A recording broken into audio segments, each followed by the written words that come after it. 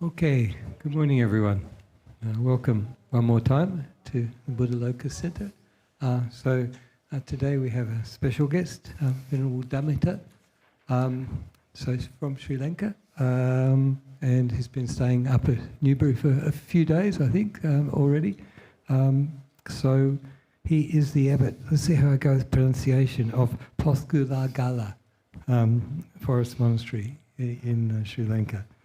I'm not going to try his teacher's name though. But he did receive high ordination in 2008 and he studied since then with Ajahn Brahm as well and other meditation masters in Thailand. He serves as the advisor to the Ajahn Brahmavamso Society in Sri Lanka and teaches meditation retreats there, and he also translates for Venerable Ajahn Brahm and Ajahn Brahmali when they teach in Sri Lanka. So we're very pleased to welcome Venerable to Buddhist Society this morning. And we also have Ajahn Nisarana, which is so two for the price of one. Very good. Look, we'll just commence by taking the refuges and the precepts. I will pass across to Savati to formally request them, but please feel free to join in. The wording will be above on the screen.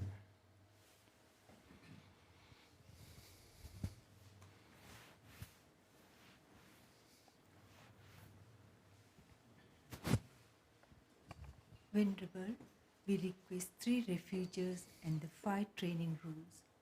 For the second time, Venerable, we request 3 refuges and the 5 training rules. For the third time, Venerable, we request 3 refuges and the 5 training rules. Okay, so please recite Namo Tassa.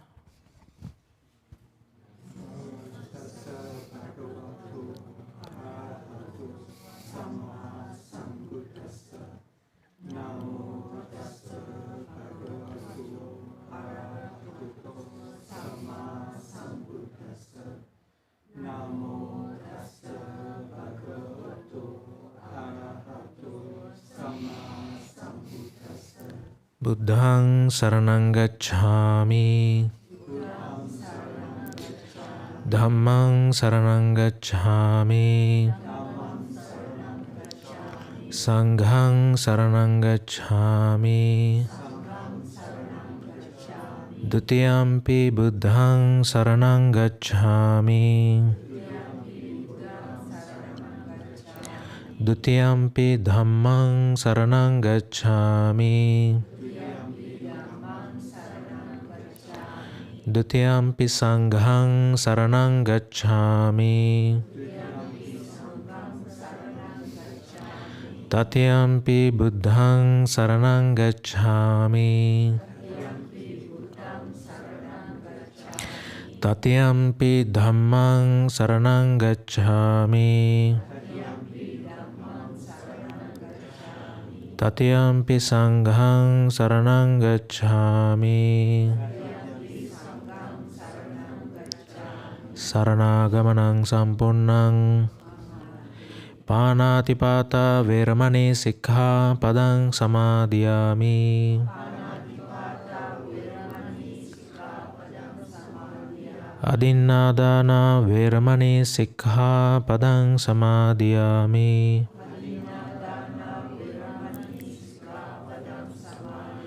Kāmesu miccācara veramani sikha padang samadhiyami,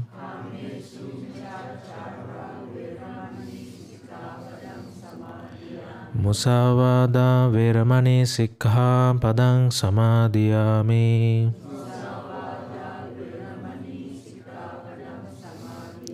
Suramere majjapamadatthāna veramani sikha padang samadhiyami,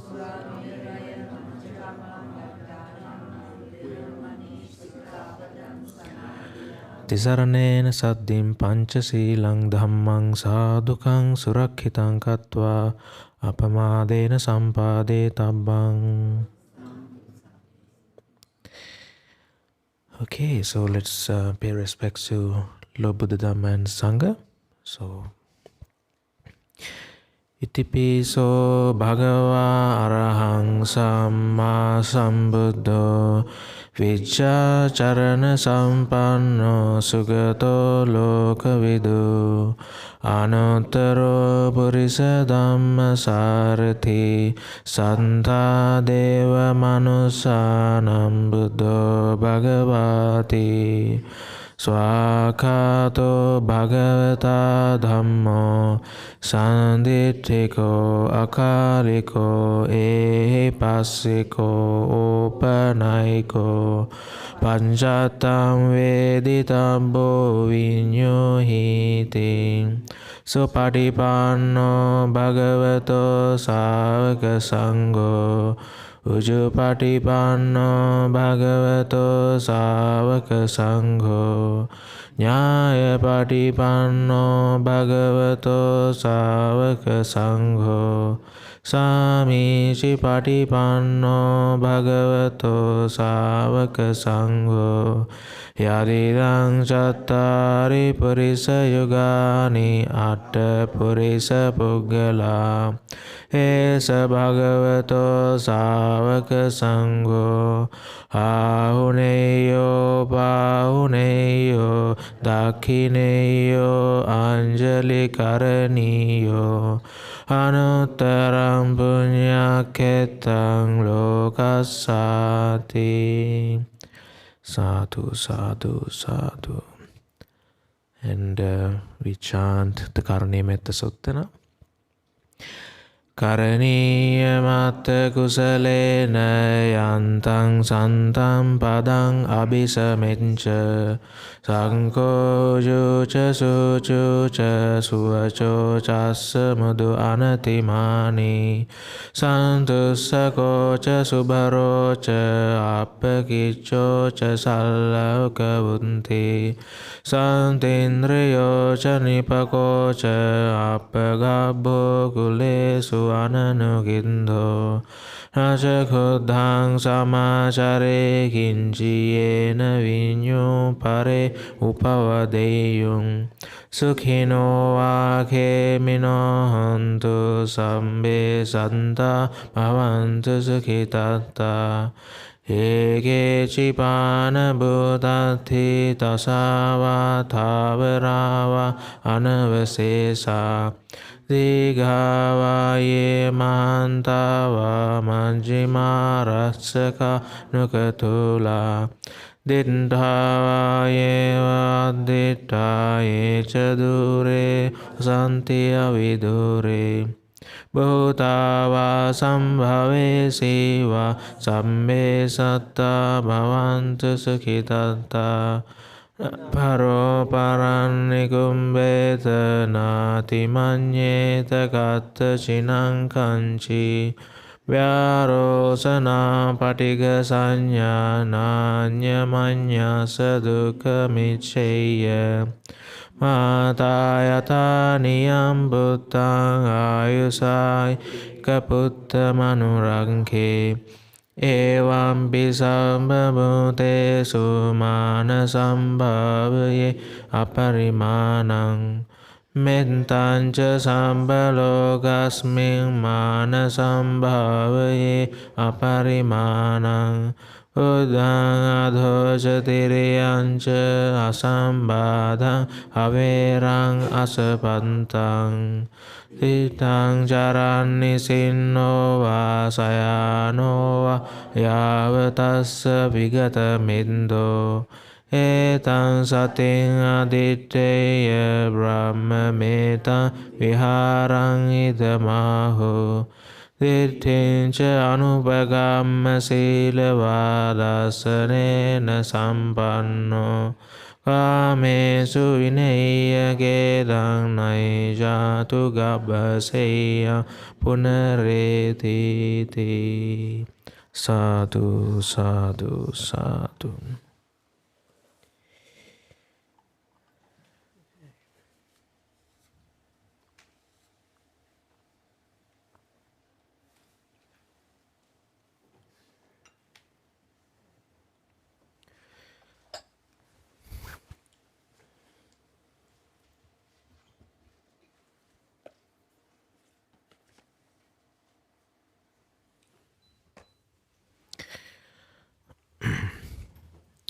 Okay, can you hear me at the back?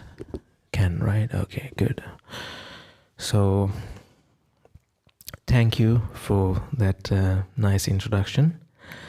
And first of all, I would like to thank Ajahn Nisarno for inviting me to come over to Melbourne.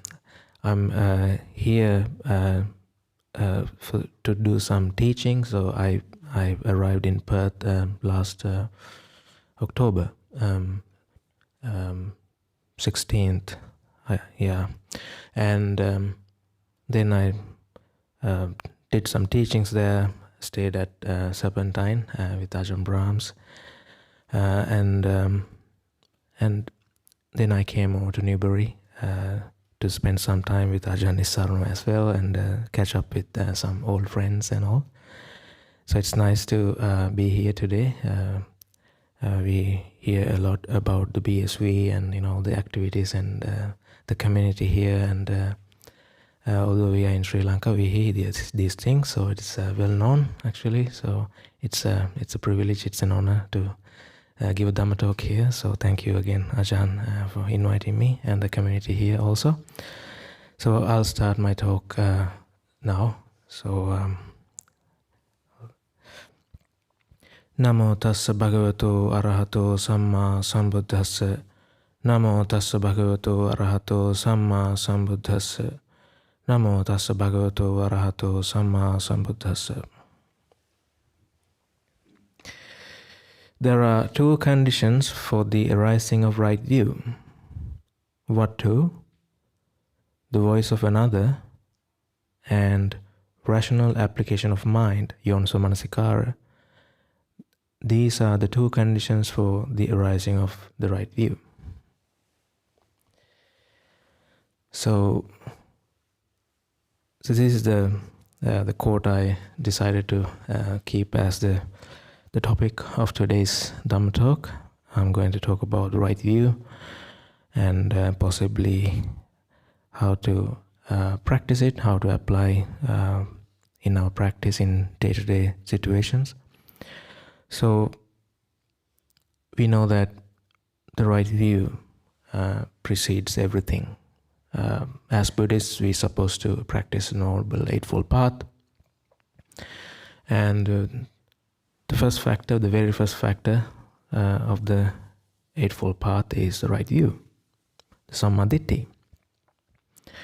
Now you see throughout the suttas that the right view matters in order to become the rest of the path factors become, in order to be right. If the views are wrong, these have certain problems.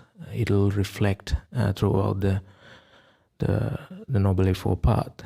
That's what you see in the suttas. So the right view is very important in that regard. And when we look at the suttas, we see a definition for the right view. The definition is the Four Noble Truths. And apart from that, you see time to time that there are these other important dhammas also mentioned under the topic of right view. At least it is addressed in such a way. Now, suttas like Apannaka Sutta, Majjhima 60, you see there are these fundamental, more like a foundational set of views a practitioner should have. Now the commentarial tradition, they would like to call it Kamma Sakata Sammaditthi. Kamma is your, we own our kamma, kind of a right view. Kamma Sakata means that we own the kamma.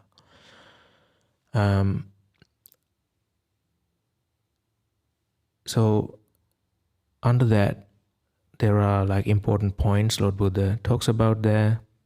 First of all, the importance of giving dana, sacrifice, giving dana, and paying homage, respecting. So that's the foremost under this kammasakata sammaditthi. Some would like to translate it as mundane or worldly sometimes. I don't know whether it's like a very kind of a good translation, but it kind of covers. So these are like very basic things which defines you as a Buddhist. We believe in giving dana, giving up things, sacrifice, and paying homage, paying respects, and all. So that's what it, everything begins there. And suttas like Dhammacakkappavattana Sutta, you see, even the Buddha's very first discourse also mentions this briefly. If you look at the descriptions for Four Noble Truths, especially under the third Noble Truth, so Lord Buddha talks about once the wanting, the craving is given up, and the dukkha will go away, the dukkha nirodha will happen. And then he mentions these four synonymous terms to the dukkha nirodha: chago, patinissaggo, mutti, and anālaya. Basically, how you practice the dukkha nirodha, it covers those sort of the qualities, if you like it. And the chaga is giving up things. You basically, it's dana.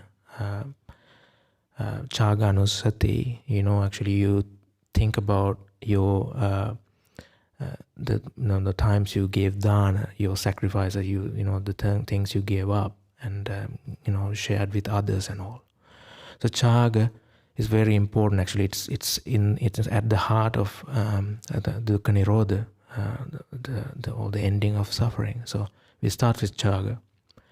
So in the foundational right view, dana is very important.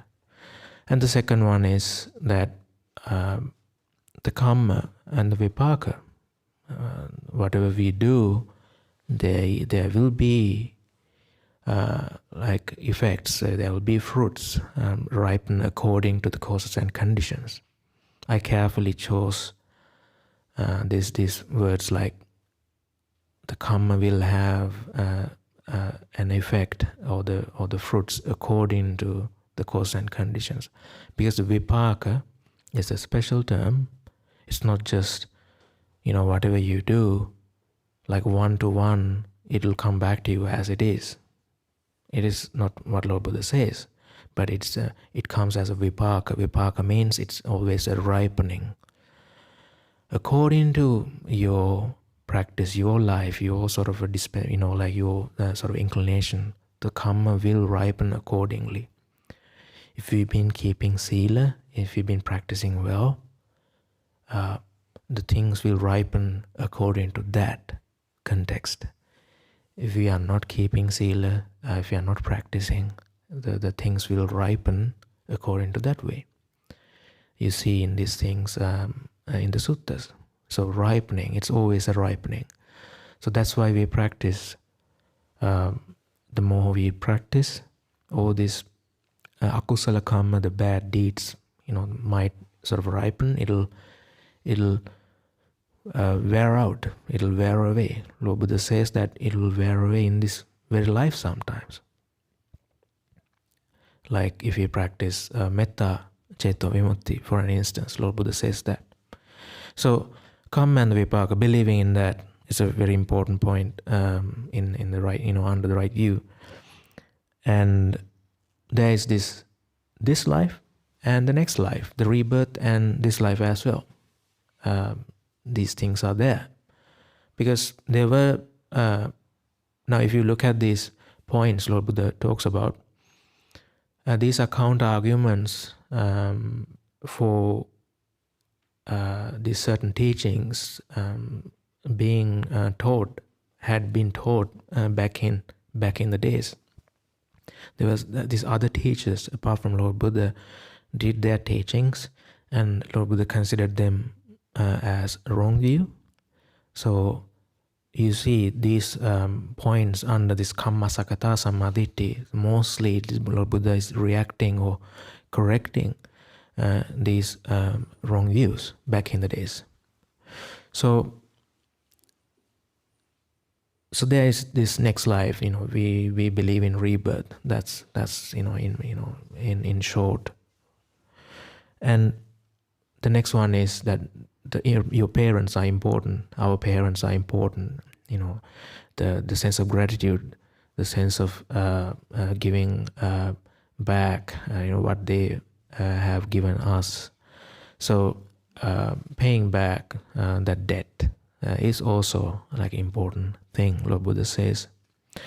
And there are these opapatika, that's the Pali term, which means that the beings born spontaneously, like devas, petas, these creatures, according to suttas, that born in hell realms and all, they are born as like spontaneously. So there is such a thing as spontaneous birth.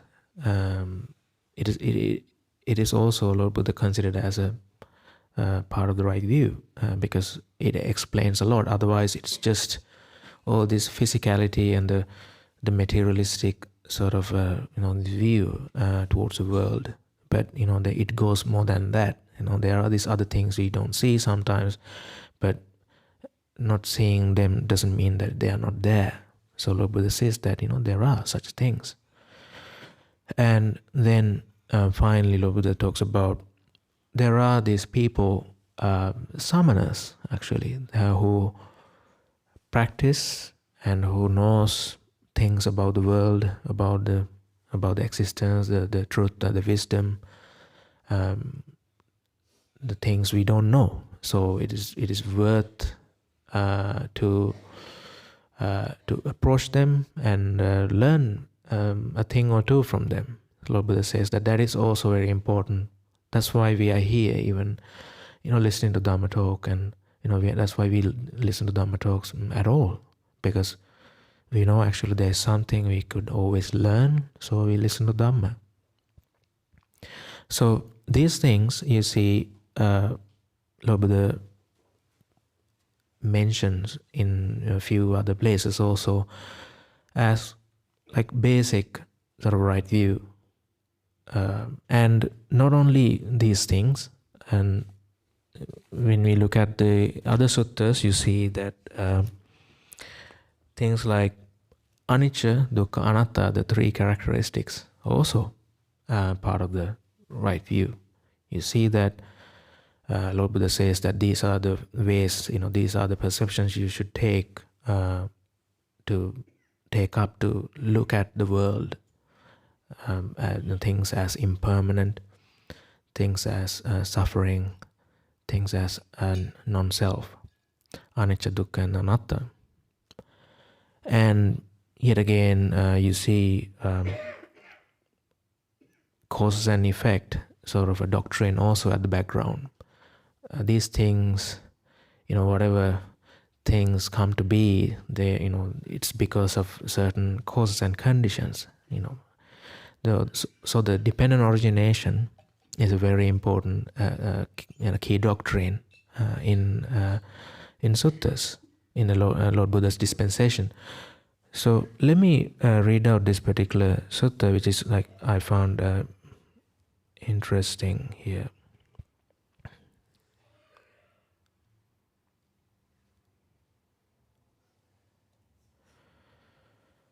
So this was told to Kaccana Gotta at Savatthi. At Savatthi, then Venerable Kaccana Gotta went up to the Buddha, bowed, sat down to one side, and said to him, "Sir, they speak of this thing called right view. How is right view defined?" Kaccana, this world mostly relies on the dual notions of existence and non-existence. Little kind of a heavy duty side to the stuff, but just to kind of give a some rounded ideas. I chose to read this. So it goes like this.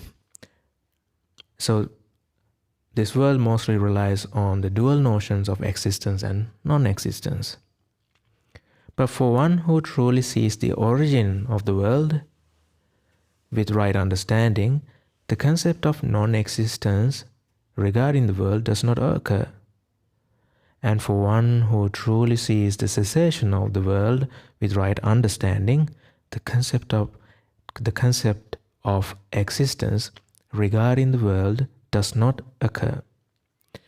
This world is for the most part shackled by getting involved, grasping and insisting. But if for all that getting involved and grasping, mental fixation and insistence and underlying tendency, they do not get attracted, grasp and fixate on thought, myself, they will have no doubt or uncertainty that what arises is just suffering arising, and what ceases is just suffering ceasing. Their knowledge of this is independent of others. This is how right view is defined. Now, and then Lord Buddha summarizes it for us. All exists is one extreme.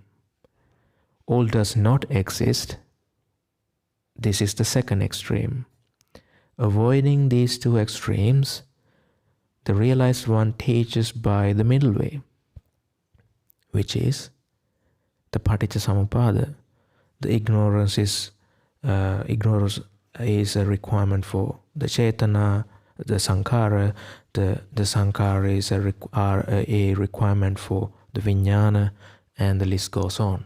The paticcasamuppada sequence. And Lord Buddha talks about the cessation of those conditions. When the avijja fades away and ceases with nothing left over, the sankhara cease. When the sankharas cease, consciousness ceases, and so on and so forth. So basically, all exists is one extreme, all does not exist is another extreme. So without getting into those two extremes, Lord Buddha talks about like when there is a cause, the things come to be, and then once the cause is gone, they will cease to exist. So that is also a very important and refined part of the right view, you see. So this is just to give some idea about like these bits and pieces of right view scattered throughout the suttas. You will find more in line with these teachings, but these things generally covers a lot of ground there. And above all, by definition, what the right view is the Four Noble Truths. You have heard about the Four Noble Truths, and the Four Noble Truth, Lord Buddha says that whatever the teachings he has given in his dispensation, it will fit to the Four Noble Truths. Like one truth to the, it may be a one or another. One way or the other, it will fit into the Four Noble Truths, because the Four Noble Truths is the main formula, if you like. And places like Sangyutta Nikaya, the Satya Sangyutta, you see there are a lot of emphasis given how important the Four Noble Truth is. And now I began this talk with this quote about the right view. The two conditions gives rise to the right view. There are two conditions for the rising of right view. What two? The voice of another and rational application of mind.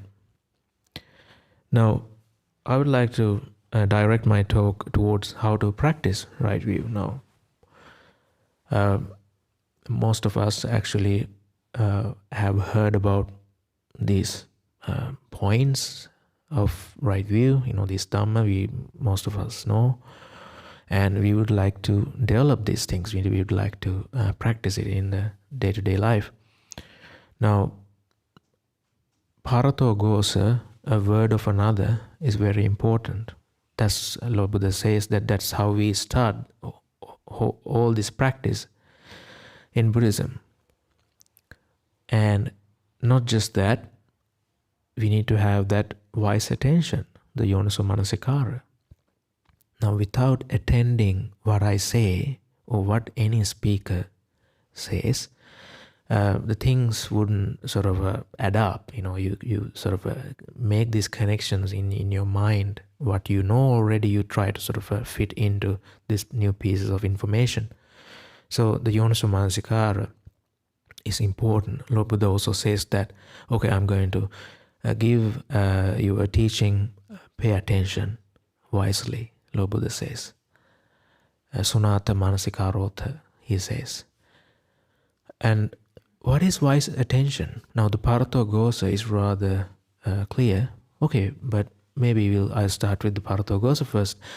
So in order to have the Parato Gosa, we need Kalyana Mittas. We need those good friends, good friendship, in our life. If you stick with good friends, you should like to develop Noble Eightfold Path. That's what Lord Buddha says. When Venerable Anand, the famous conversation between Venerable Anand and Lord Buddha. So Lord Buddha basically totally weighing in how important the Kalyana Mittata is.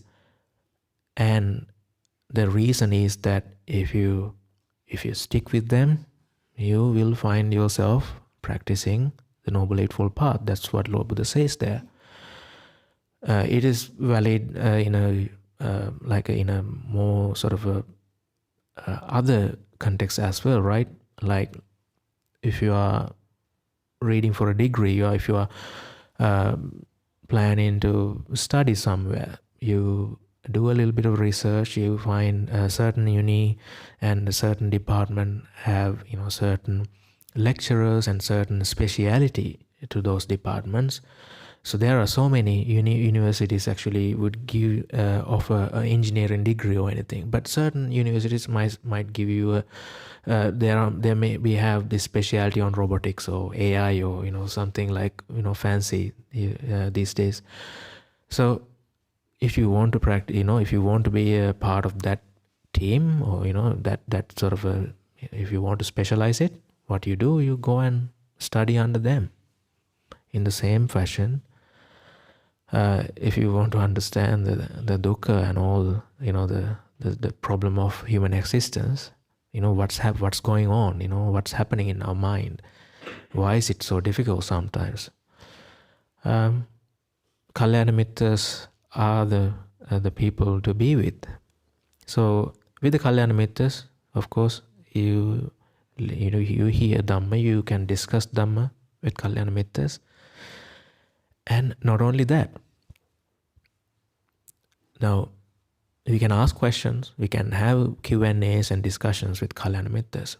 Not only that, when you live with them, there are these things you start to pick up.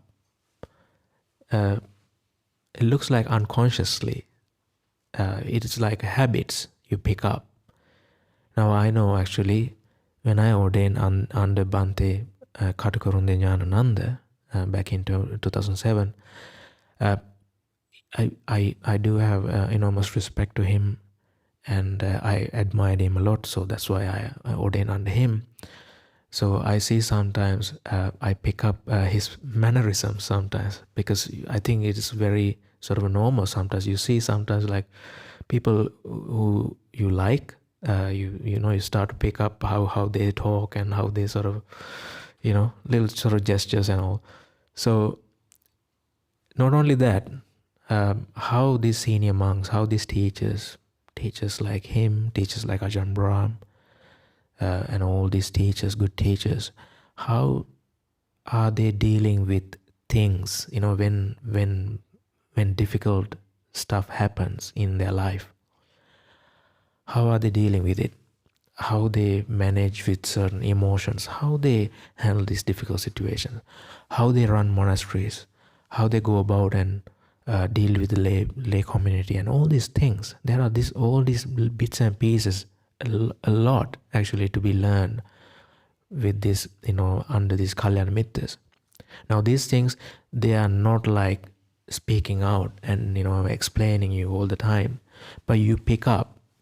I know a lot of things actually I picked up, like without without a utterance of a word. But after a while you wonder actually, how did you pick these things up? Yeah, that's because of that influence. This classic story of this Jataka story of these two parrots blown away from its nest and fall. One fell into a bunch of thieves, where these thieves were living in the forest, and one landed onto some sort of a hermitage where these ascetics, these kind people were living. And this king one day of the country, he got lost, after a hunting sort of expedition, and so according to the story, he bumped into this, where the thieves were. But this parrot actually, upon seeing the king, the parrot was saying bad words, like kind of talking to him rudely.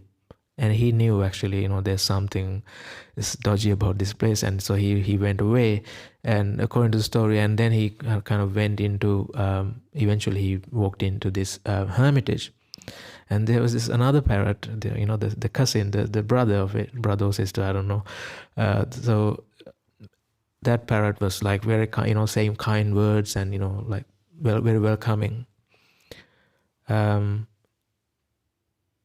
So I think later on maybe the king asked from this hermit. So I think he thought for himself actually what was going on, and the point being that if you hang out with good people, you become good. If you hang out with bad people, you will end up being bad. It is very simple as that. So Kalyana Mittata is very important. These are very simple things, but we overlook these things all the time. But the influence of the Kalyana Mittas are enormous, I would say. So that's a part of the Parathogosa. So, and the second, the conducive factor to develop right view is that you contemplate the Yoniso Manasikara. So Yoniso Manasikara, by definition, Yoniso Manasikara means that you try to contemplate in lines with the Four Noble Truths. This is dukkha. This is the cause for this dukkha.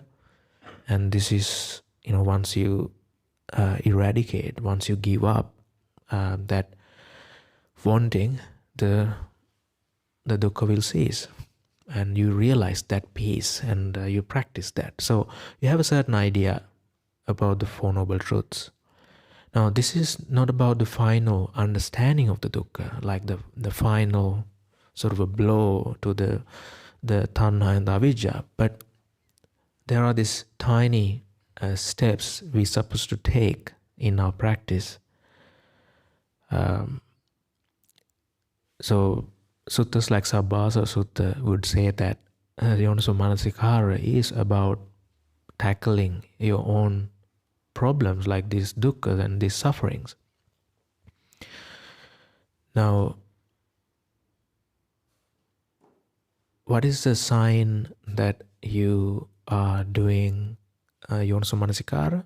Because sometimes we think Manasikara actually involves thinking in a way, but it is, in the utmost sense, it seems that Manasikara is something something you realize, something, with the clarity in your mind, the certain things occur, and then,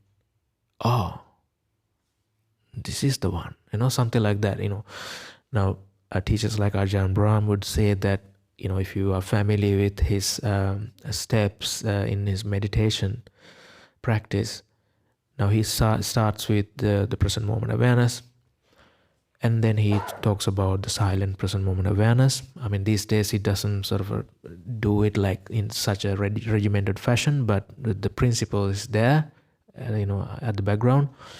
So teachers like Ajahn Chah, Ajahn Brahm would say that the manasikara, the contemplation of Dhamma happens once the mind is quiet. You are in the present moment and it is silent as well. So the manasikara happens very kind of efficiently. So Yoniso manasikara has that side to it. That is the most kind of ideal process of the Yoniso manasikara. But before that, we need to stimulate, I think, because we are so familiar with thinking. That's how we initiate these things. So we start with thinking, the tools we have. But how do we know actually it is just the ordinary thinking or the Yoniso manasikara? One thing is clear. If when you think, when you contemplate, if that leads to lessening your dukkha, easing you, you become peaceful, you can give up things, you see light, you feel lighter, that's a sign that you are doing the Yoniso manasikara. That is the outcome of it. So with the outcome, with the result, you could possibly figure out what the Yoniso manasikara, you are doing Yoniso manasikara. And so the Yoniso manasikara is important. Like you need to have the Kalyana Mittas, you need to have, you need to do the Yoniso manasikara, and listening to Dhamma, is important. Now, in order to practice the right view, and asking questions is important. Having manasikara, having thought about these things, then you can you get questions, and asking questions also very important practice to rectify your right view. So if we go back to because of these questions, I wanted to mention now in the right view, the Four Noble Truths are the part of the right view. In the Dhammacakkappavattana Sutta, you see that there are these four ways actually we need to relate to these Four Noble Truths. Lord Buddha says that the first noble truth, which is dukkha, the dukkha needs to be understood. You need to understand dukkha. The second noble truth, which is the craving or the wanting, you should get rid of that. You should try to abandon it. That is the practice. And for the third noble truth, Lord Buddha says that you will realize it.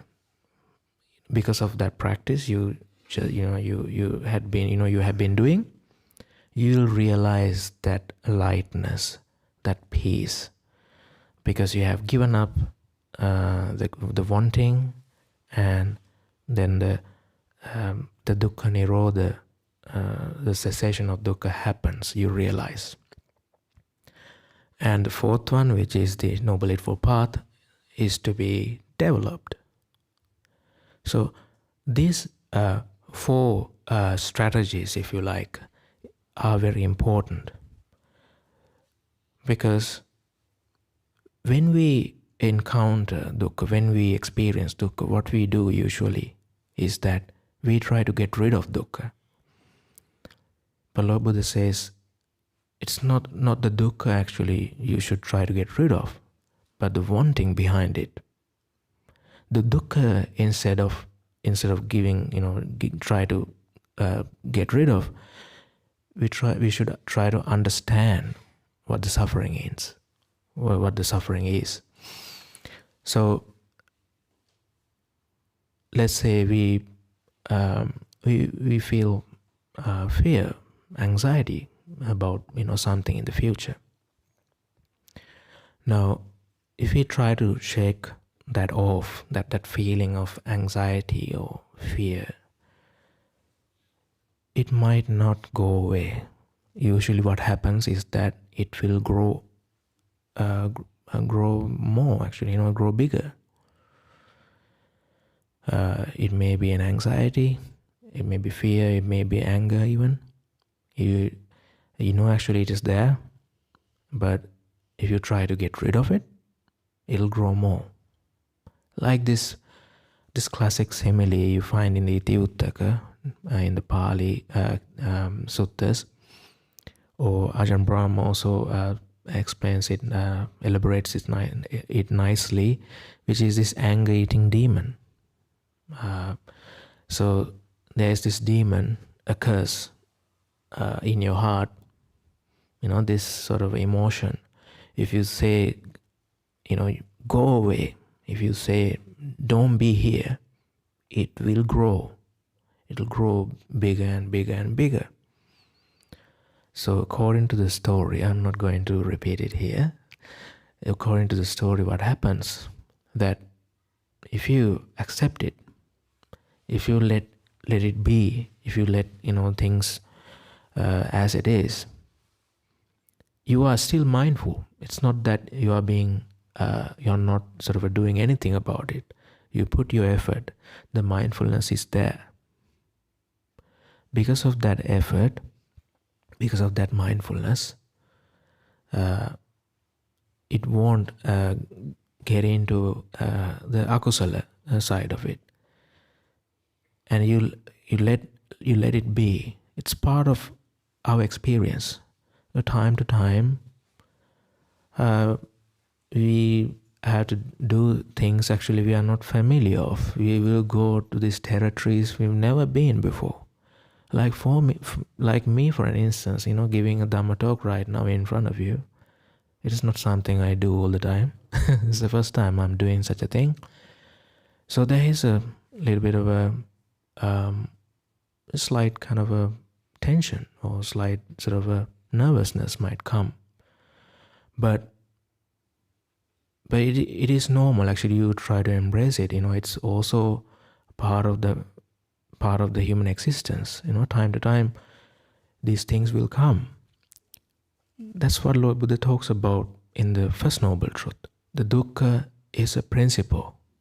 Dukkha is a noble truth. Now, in school, we were taught about all the scientific principles and stuff, like Newton's 3 laws, or something fancier like the second law of thermodynamics or something like that. Kind of immediately demands our respect. Something we can't comprehend, but it kind of immediately demands that respect. The noble truths, the term noble truths also should demand the similar respect. But the term noble, actually, it's a little old use, back in India. In today's terms, actually, they are like the four principles of Lord Buddha, or 4 principles of the Dhamma, or something like that, something you can sort of add a little bit of weight to that. Because especially this first principle, dukkha is there. But what we do usually is that we say that you shouldn't be here. These little demons come up. We say, oh, you shouldn't be here. Things shouldn't be like this. And all these sort of shoulds and shouldn'ts we have, in our lives. That's what we are so used to. We have these rule books. We try to live accordingly. But not just that, we expect from the world that, they also should comply with these rules. But it's not a news, right? I don't have to break this.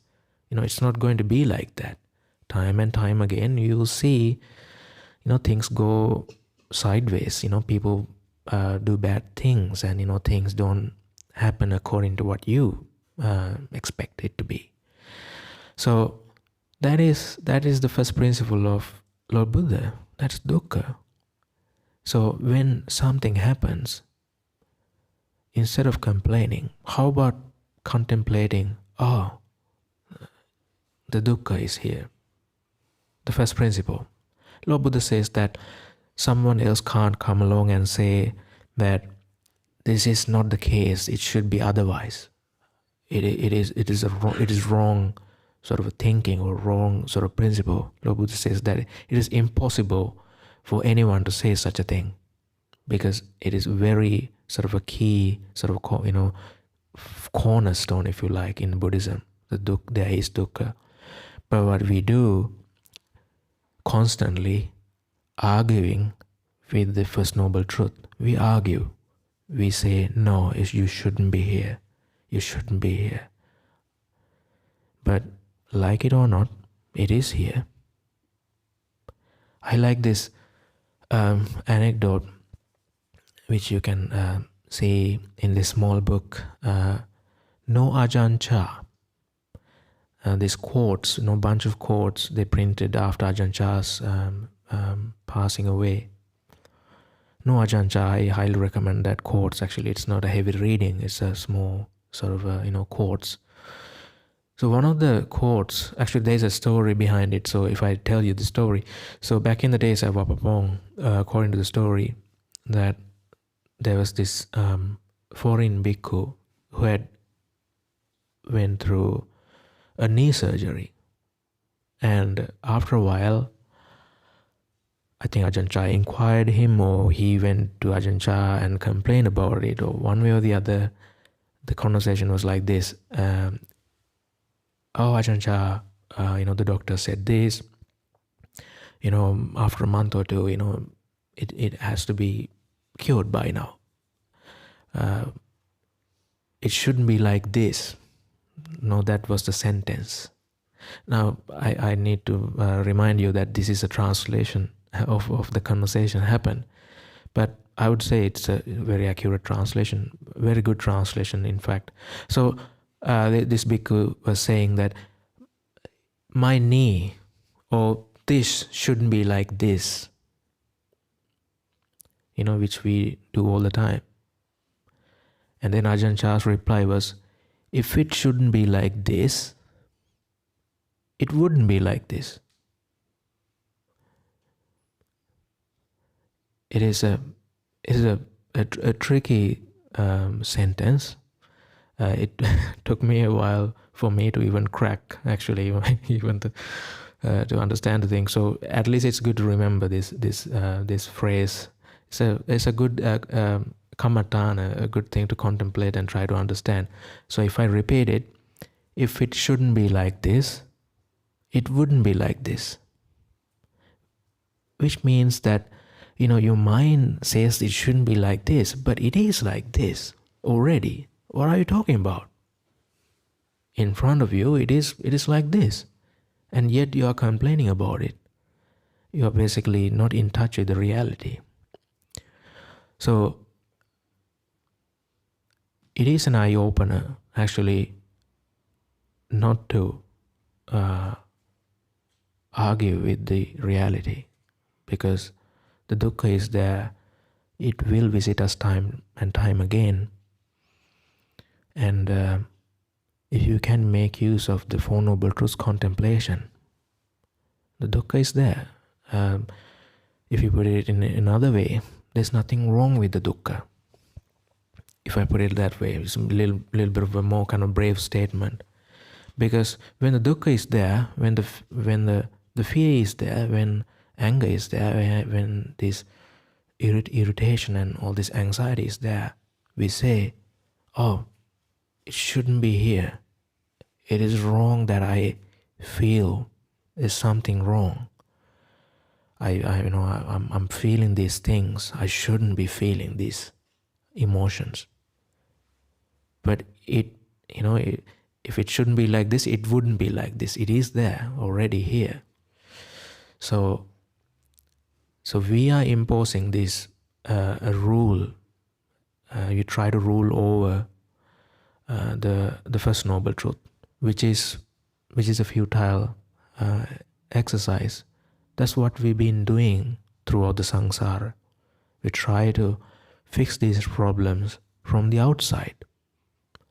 When a dukkha comes, either we try to sort of suppress it from the outside, we try to manipulate the outside conditions, or we try to, in the same fashion, actually, we try to, manipulate the outside party, or we try to remove from that dukkha situation and try to sort of run away from it.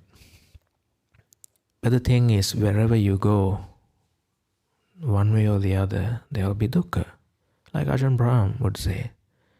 As a junior monk, he said that he had junior monk suffering. He didn't have the senior monk suffering, he said. Now, I'm sure he has the senior monk suffering. He doesn't have any junior monk suffering anymore. I mean, for me, now I have this Australian suffering right now. There's no Sri Lankan suffering right now, but soon I'll be catching up with it and say bye to the Australian suffering. I mean, it wasn't suffering, but you know what I mean. All these different conditions, actually, you feel like, I would rather have it this way, or I would rather Melbourne would be a little warmer than this or something. So one way or the other, these things actually comes in to your mind. So arguing with it is not the key. So understanding the dukkha instead of arguing it is the way. That is mentioned in the very first sutta of the Lord Buddha, the Dhammacakkappavattana Sutta. Instead of getting rid of dukkha, you try to get rid of tanha, if you like, or you try to abandon it. That is the good sort of word. You try to abandon it. So all this practice, all these things we do, it is circling around that project of abandoning the tanha. Like this famous quote of Ajahn Chah, why we meditate, just to give up things, not to accumulate things. So all these things nicely fall into place if you have that right view, because we see there are a lot of people actually meditating, a lot of different meditation methods and stuff. Even if you reduce that sample into like a one particular meditation method, you see the results vary. Why is it? Mostly because the views are different. If you have the correct view, then your thinking and your sila and your effort and your mindfulness and your samadhi, all these things become right. Right? According to the Mahachattara Sutta, Lord Buddha says that the view actually precedes everything. Now, not just right view. Lord Buddha talks about, the wrong view and all, right? The wrong, like the micca eightfold path, if you like. He talks about the micca ditti, micca sankappa, micca vacha, micca kammanta, micca ajiva, micca vayama, micca sati, micca samadhi. Not just that, micca jnana, which is like the wrong understanding and the wrong liberation also. The outcomes of that eightfold path. Why is it? Why would he talks about the micca aspect of it? Because time and time again you see people talk about their experiences, their understanding and all these things. They, they may be, there are like, clearly you can see there are like problems in certain views, but they also get a experience, get certain experience in their meditation. And that is actually, technically it is like a Miccha Samadhi or something like that. But why is it Miccha Samadhi? It is not what the Lord Buddha wanted us to have. So having a result, getting a result doesn't mean that you're on the path. So that is also we need to, be careful about. Because the right view matters. If the views are wrong, things will unfold accordingly. Even like you will get a Miccha liberation as well, a wrong liberation. You feel a certain sort of a calmness, certain sort of a meditation experience, but not quite what Lord Buddha wanted us to have, something like that. So we are in that dense jungle. You know about these things. So the right view matters. So I think now it is 10:30, so I would like to conclude my talk today. So we talked about the right view and the importance of it, and how can we practice the right view? How could we contemplate in day-to-day situations, and especially the Yonasamanasikara. So I would like to encourage you to pay attention to right view more. You can listen to Dhamma talks, you can read suttas, get the basics. It matters actually. It colors your path accordingly. And I wish you good luck with your practice. May you have a peaceful time, peaceful life, and may you realize Nibbana soon. Sadhu, sadhu, sadhu. Thank you. Okay. So now we will take questions. So we start, any questions from the floor? No? Okay. Do we have anything online? Not yet. Oh, we've got one. Okay.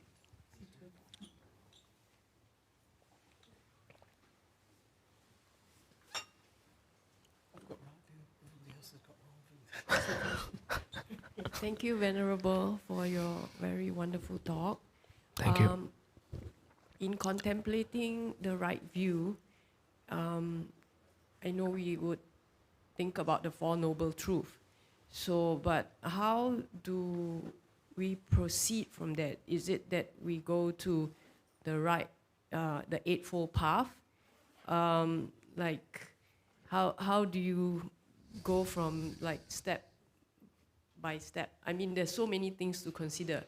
The metta, dana, suffering, dukkha and all those. So like, if you can give some advice on how to proceed, that would be great. Thank you. Yeah, good question actually. So what's next after the right view?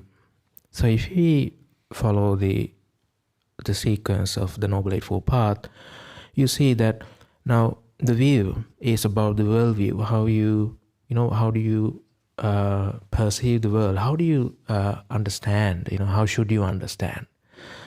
According to Lord Buddha's teachings, we need to have a worldview. That's the right view.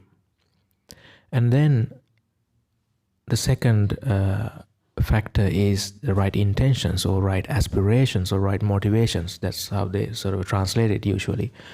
Sankappa, like there's this volitional sort of action behind it. You set your goals, if you like. Sankappa means there's this motivation, intention sort of aspect to it. So by definition, the sankappa means that there are three aspects, right? There is this nekkhamma sankappa. You incline yourself towards giving up things. You let things go. You know what I mean here. So nekkhamma, you let go things. You incline towards that because you have that view at the background. Because wanting is not the path. Not wanting, giving up wanting is the path. And that is clear as a principle. It is clear to you. That is right view, and then it is now it is going to manifest in more like a day-to-day sort of situations. Now So you go, because these are goals now. So the nekkhamma, letting go. And the second thing is that avyapada, like non-ill will.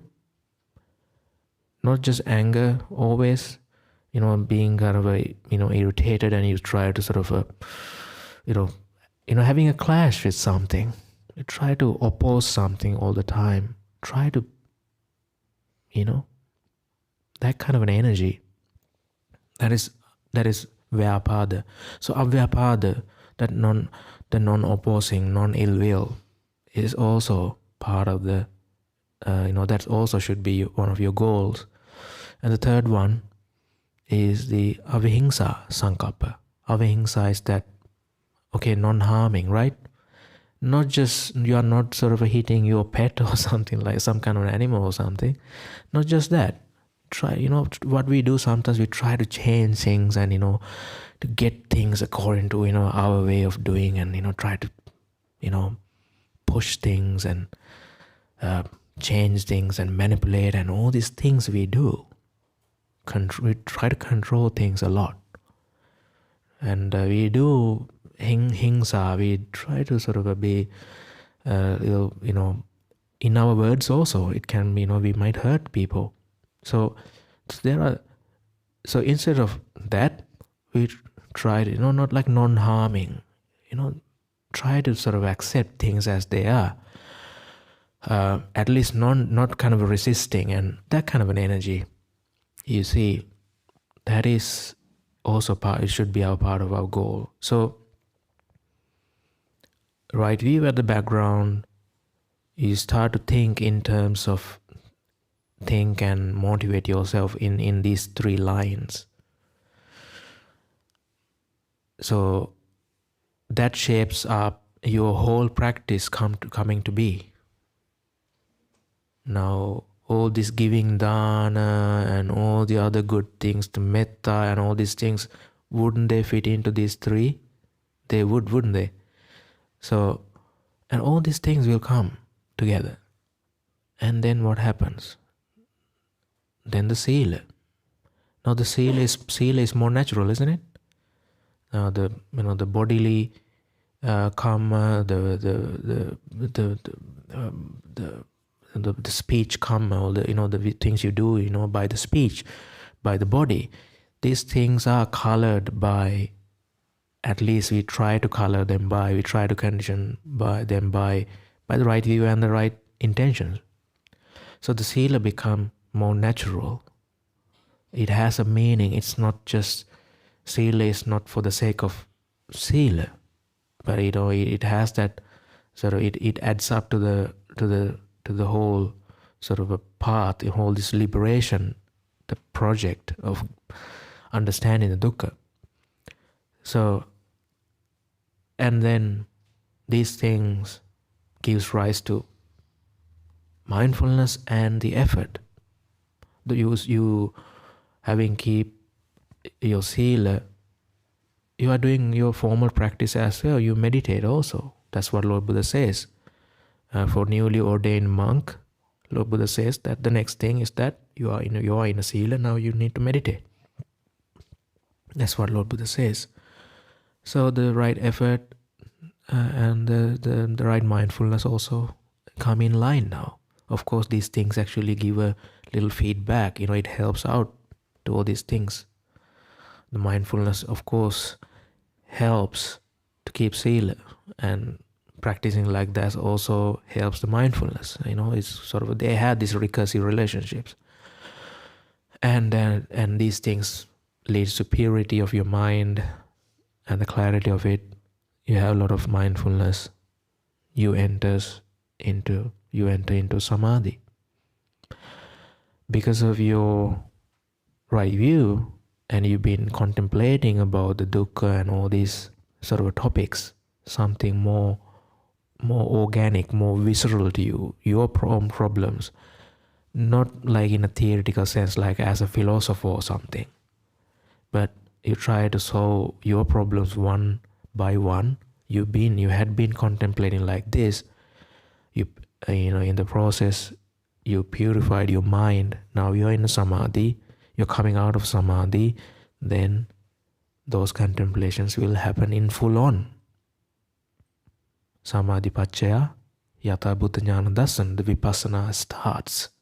That's what the Lord Buddha says. That's what the sutta says, like Anguttara 10s. I think the third sutta or something. Na cetana karaniya. Once you have set these things in motion, you don't have to expect. You don't have to make a sort of adhitthana or a determination that may the vipassana happens, may the yatha bhuta jnana dasana, that seeing things as they are will happen in my mind. But it will trigger, Lord Buddha says, because you had been doing it earlier on. But this is an extension of what you had been doing. All this your manasikara and all these things, which led to this point, will come again with a lot of power, because you have that power in your mind now. So yeah, that's how I sort of understand according to my teachers. Actually, I hope I answered to your question.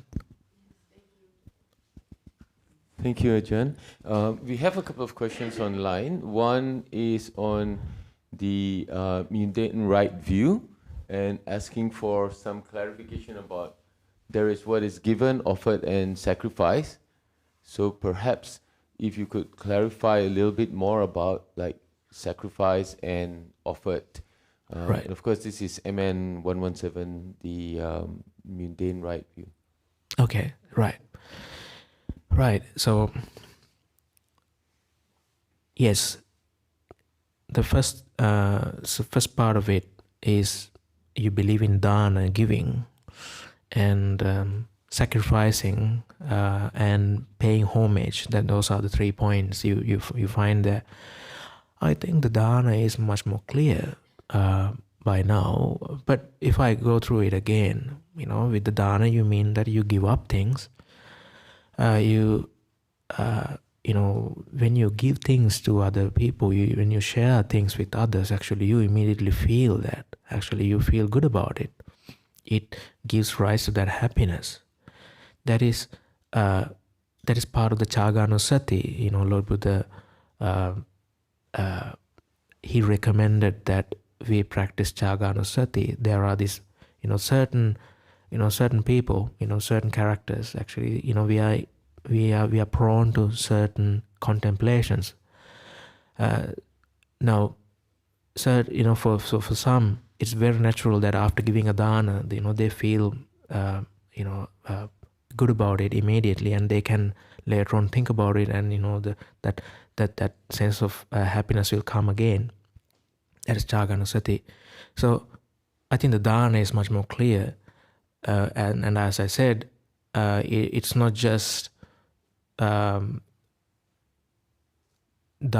for the sake of dana and being happy about it, but it will contribute to the third noble truth, because the third noble truth is about letting go of that wanting and realizing that lightness, because the wanting led to suffering. You let go of that wanting, then the suffering ceased, and you immediately feel that problem has kind of gone. These small problems, we start with tiny problems. So giving up things, dana is way to go. You start the third noble truth, that realization. You start with the dana, the chaga, patinisagga, and the mutti, anale. So there are these 4 terms. If I explain it, the chaga means giving, dana and all. Patinisagga means that nisagga means you throw away. The patinisagga is like you throw away, like thoroughly you throw away. It's like an emphatic sort of particle to that term.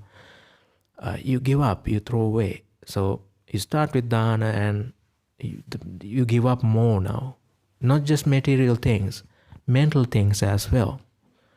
Like wrong thinking, wrong attitudes and wrong ways of, dealing with things. You give up these things. Patinisagga.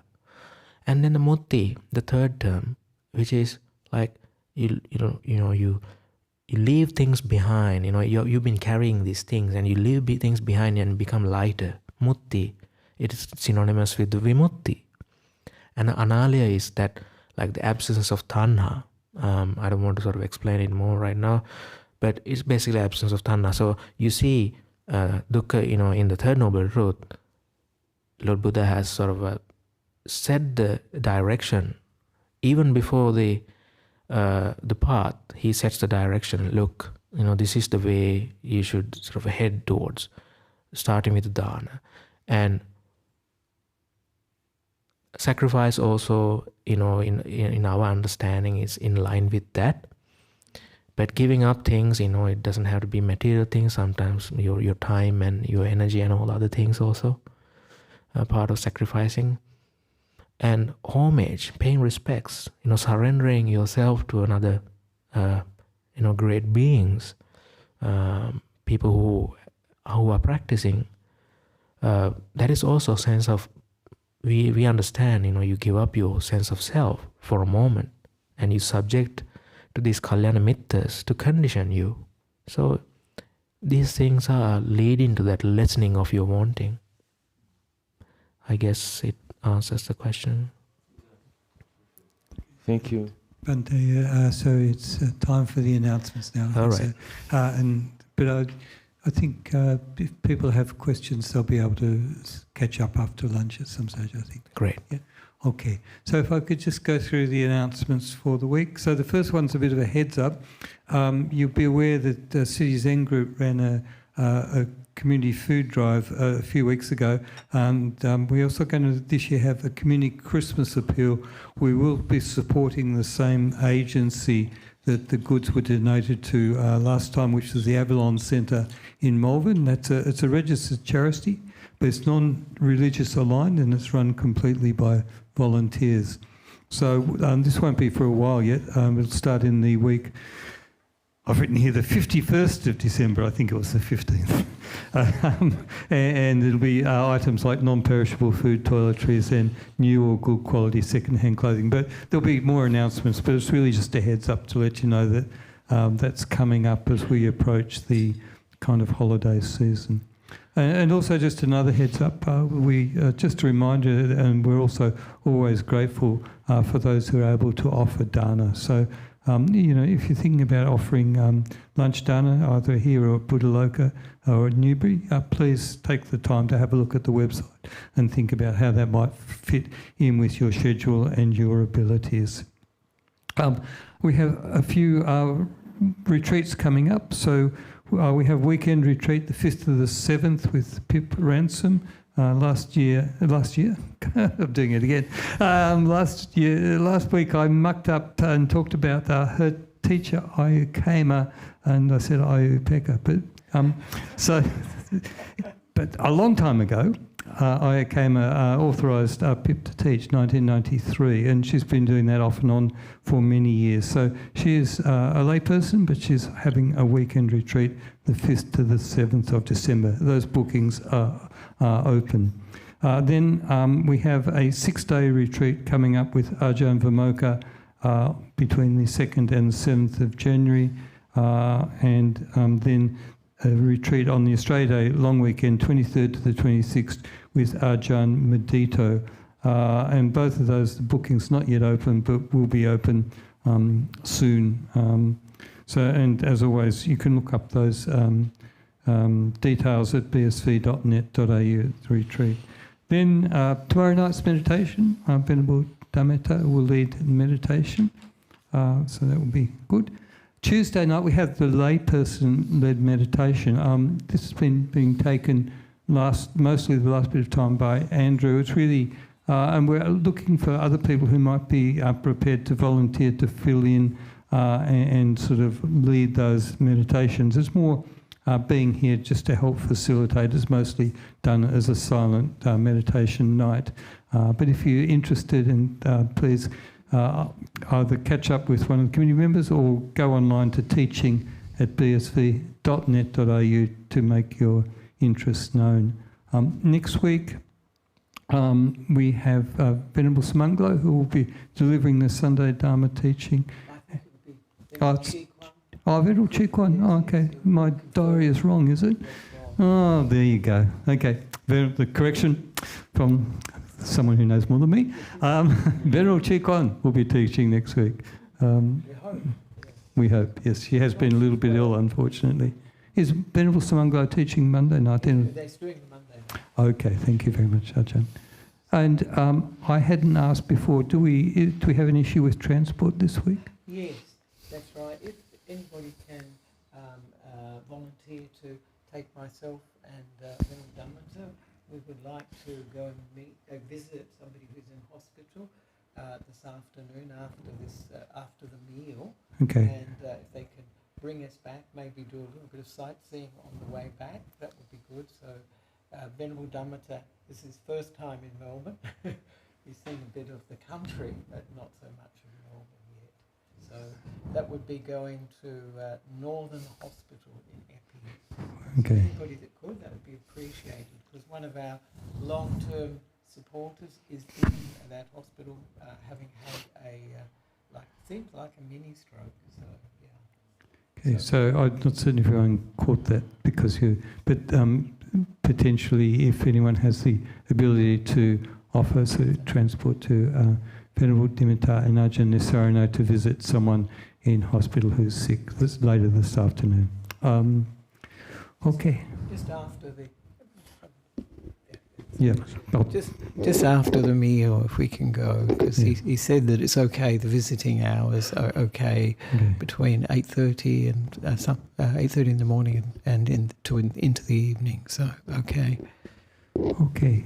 Very good. I think that's it. So we've just remind everyone we have rice pindapata over the other side and a shared meal, and then we can formally close for this morning. Thank you.